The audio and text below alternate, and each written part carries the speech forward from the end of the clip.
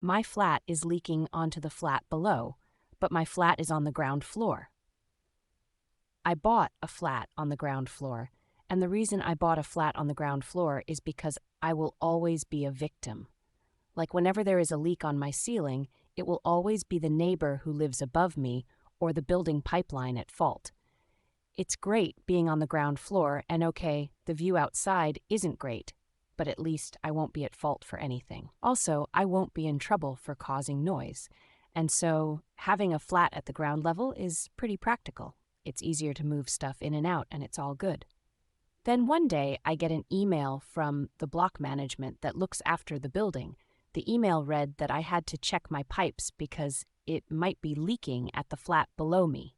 I was shocked, and the email also said how I am causing lots of noise for the flat below, and I then returned an email by typing, "My flat is at the ground floor. There is no apartment below me." And of course, block management always being too slow to respond, I wait hesitantly.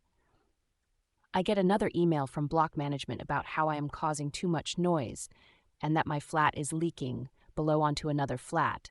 I then get onto the phone and I speak with them. I tell them that my flat is on ground floor, and so how can I be leaking onto anyone? The guy on the other end of the phone sounds confused. These office types, all they do is stay at the office and hardly ever come out to check what's going on with the flats. So the whole matter was just rubbed under the carpet. The email that sent them a complaint about me causing a noise and having a leaky pipe isn't an email belonged to anyone who is living in these apartments. So it's all so confusing. Then, one day around midnight, I get a knock on the door. This knock had an echo to it, and through the door I could hear a ghastly voice saying, "Your apartment is leaking." And when I opened the door, no one was there. I was really spooked, and the hallway lights were flickering. Then I would get more knocks during the night, and through the door I would hear, "You are causing too much noise."